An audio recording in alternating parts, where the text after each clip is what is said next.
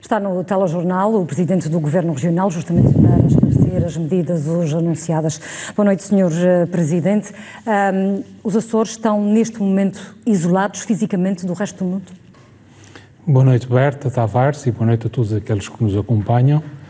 Os Açores estão com um conjunto de medidas que, sendo cumpridas todas as recomendações, restringem bastante a circulação de pessoas da região para o exterior e do exterior para a região.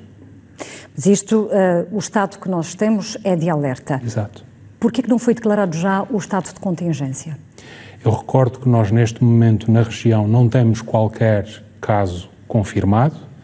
Há um conjunto de várias dezenas de pessoas que estão a ser seguidas e monitorizadas, e de acordo com aquilo que são também as informações e as recomendações da Autoridade de Saúde e da componente técnica, estas são as medidas que se afiguram neste momento, repito, neste momento, como as medidas mais adequadas para esta situação. Mas as medidas que foram anunciadas são meramente de aconselhamento.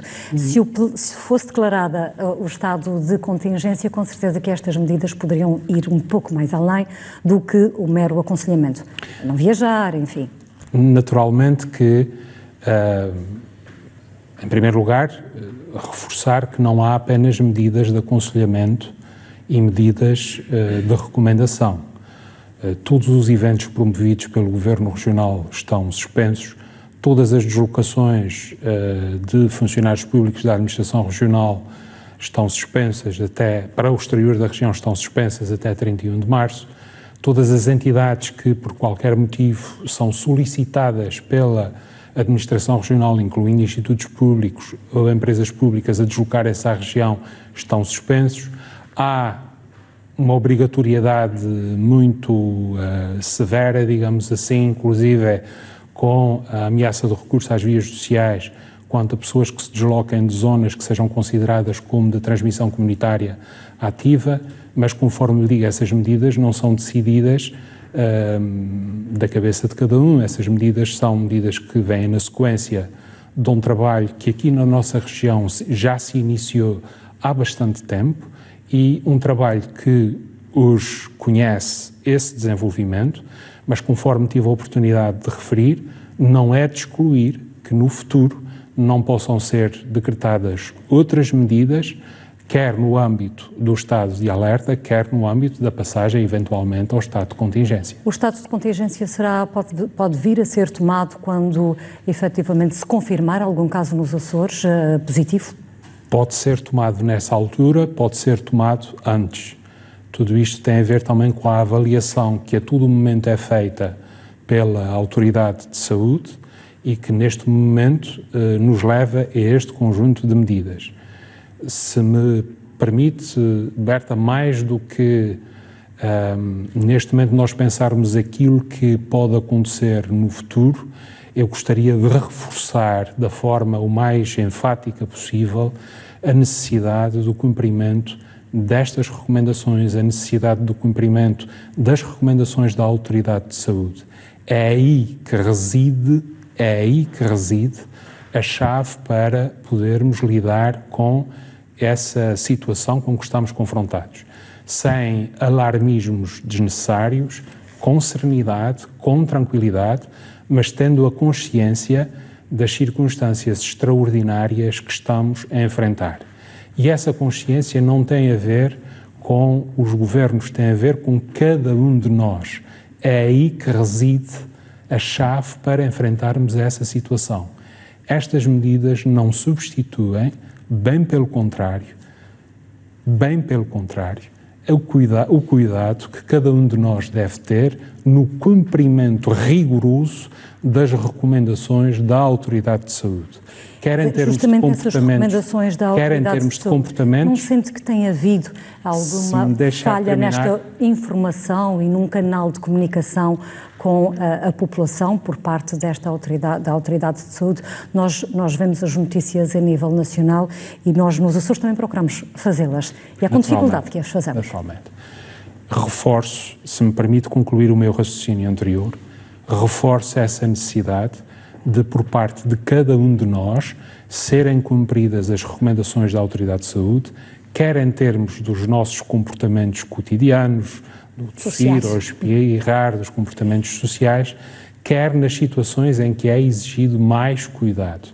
Uma pessoa que porventura tenha algum dos sintomas não deve dirigir-se aos hospitais, deve contatar a linha de saúde Açores. Enfim, todo este conjunto de recomendações é aí que está a chave, é no nosso comportamento cívico. Indo à sua questão relativamente àquilo que é a situação nos Açores, a situação no continente do ponto de vista de notícias, nós neste momento não temos casos... Informação. No continente a informação começou a ser veiculada mesmo antes de haver casos positivos. Exato. E a senhora Diretora-Geral de Saúde está disponível 2 vezes por dia para falar com os jornalistas, com a comunicação social, para que a população efetivamente seja informada do que se está a passar. Aqui tivemos 3 casos suspeitos, é certo. Para o Governo Regional, esta questão da informação é fundamental. Se por acaso estão a existir algumas falhas neste processo, elas vão ser corrigidas, devem ser corrigidas o mais rapidamente possível.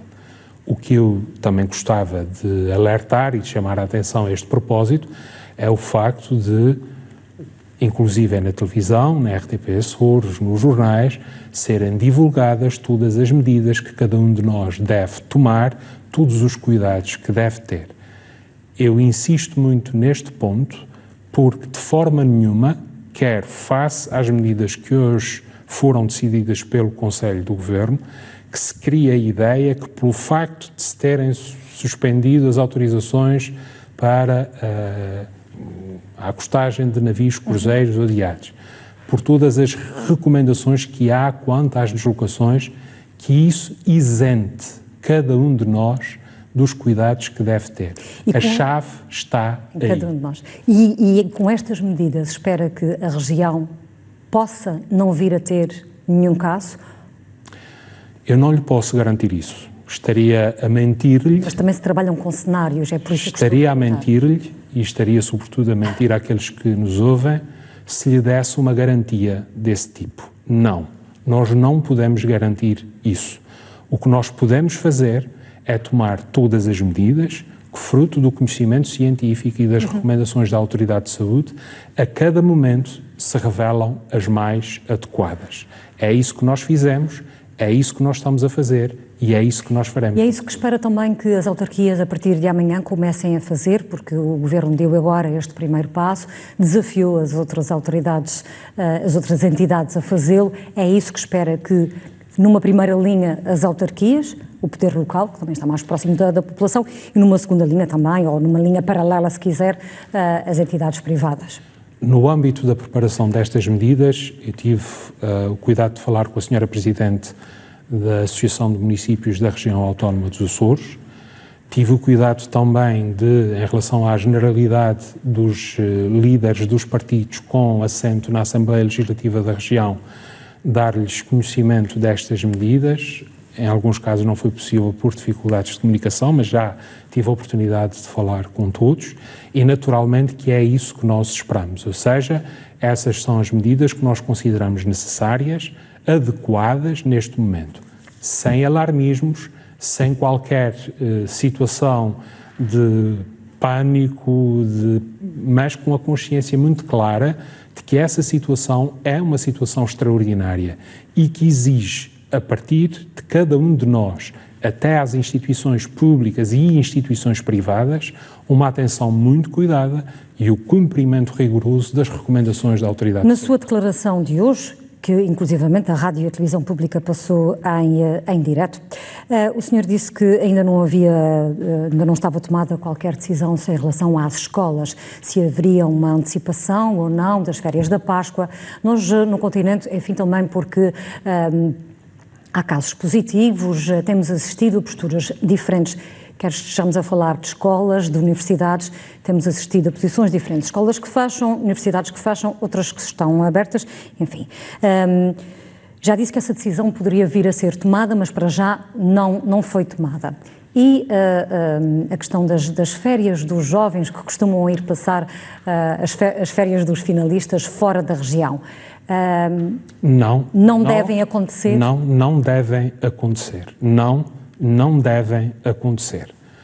Devem ser adiadas para um momento posterior em que toda esta situação possa estar mais definida, digamos assim, nos seus contornos, e em que possamos estar já numa fase em que não exista risco. Os estudantes açorianos que estão no continente foram aconselhados a não regressar a casa, ou porque estão em quarentena, suponho que também nas férias da Páscoa, não sei como é que vai funcionar, mas isto é melhor ficarem no continente e não trazerem um possível caso de contágio para os Açores? É essa a intenção?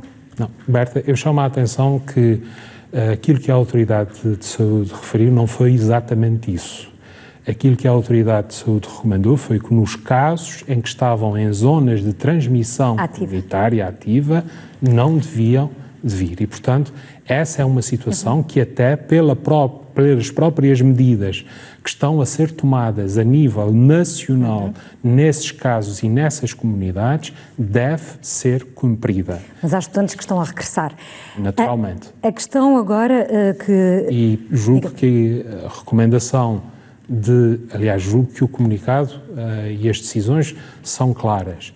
A recomendação de que qualquer pessoa, a qualquer título, não se desloque dos Açores para o exterior e do exterior para os Açores. E as pessoas que estão fora? Se há uma situação excepcional, é contatar com a linha de saúde Açores, que possa ser devidamente averiguada, que possa ser devidamente analisada para haver uma decisão. E as pessoas que estão fora neste momento, da região, devem regressar? Berta, é claro a decisão e a recomendação que sai do Conselho do Governo. Quem estiver fora e estiver numa zona considerada de transmissão ativa no continente, não deve. Se por motivos absolutamente imprescindíveis tem que regressar, se por motivos absolutamente imprescindíveis tem de regressar, deve contatar previamente a linha de saúde Açores de forma a poder ser validada essa situação. O seu regresso. Vão ser feitos inquéritos às pessoas que viajam, quer de avião, quer de barco. Onde é que estes inquéritos, foi anunciado pela Sra. Secretária ainda ontem, onde é que estes inquéritos vão ser feitos, que validades terão, quem os validará? E quando pergunto que validades terão é porque quando se preenche um inquérito no papel, enfim, também se podem não transmitir as informações totalmente verdadeiras. Mas é um dos casos em que a responsabilidade de cada um, a proteção de todos começa com os cuidados de cada um. É um dos casos. Esses questionários, têm a mais-valia de nos permitir, no fundo, saber de onde as pessoas vêm, por onde passaram e, no fundo, permitir se aquele é um caso que necessita de ser monitorizado. Não pode não ser propriamente porque a pessoa apresenta alguns sintomas, mas se vem de alguma área que exige estes cuidados, o inquérito permite-nos a saber exatamente essa componente. As viagens interilhas podem fazer-se com toda a normalidade? Para já, não há essa limitação. Não há limitação às viagens interilhas. Mas o que gostaria de reforçar neste momento é que essa decisão pode ser alterada, fruto também da evolução da situação e daquilo que é a monitorização que é feita em permanência desse assunto. Regressando ainda à questão de quem está fora e tem que vir para os Açores, já falamos na questão dos açorianos e os turistas. Pode haver algum controle por parte da SATA e por parte de outras companhias aéreas?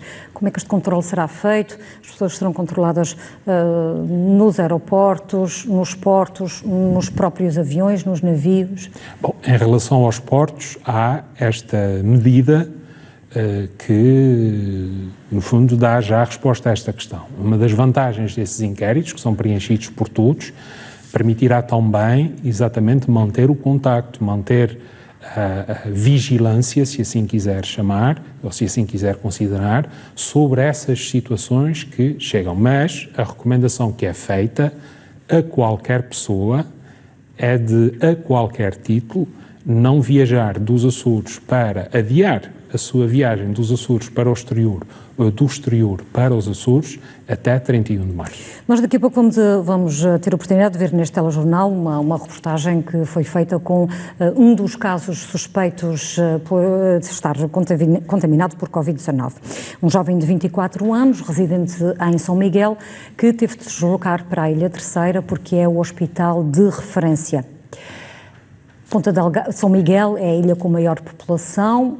Porque é que o laboratório do Hospital de Ponta Delgada ainda não faz estas análises? Ainda ontem ouvimos a senhora secretária explicar que falta algum equipamento, mas foi feita uma auditoria de biossegurança aos 2 hospitais e, pelo que sei, o Hospital da Ilha Terceira, o laboratório do Hospital da Ilha Terceira, os valores não foram tão bons como o do Hospital de Ponta Delgada. Porquê é que as análises têm que ser feitas no Hospital da Ilha Terceira e não em Ponta Delgada?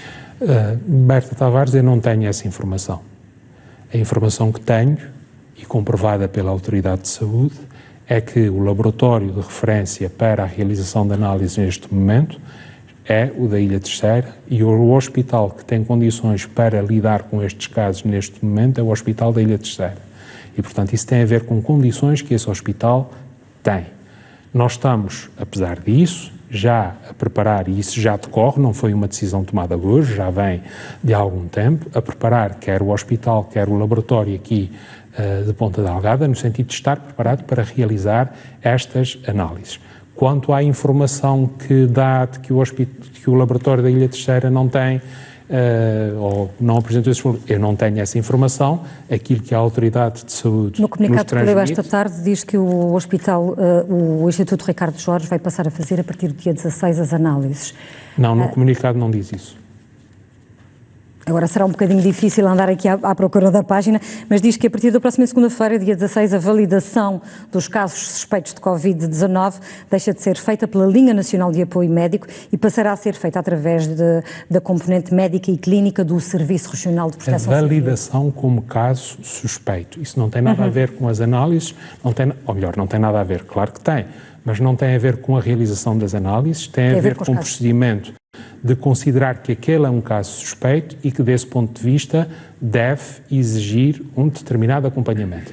Até este momento, esta validação era feita pela linha nacional, a partir da próxima segunda-feira será a ser feita pelo Serviço Regional de Proteção Civil.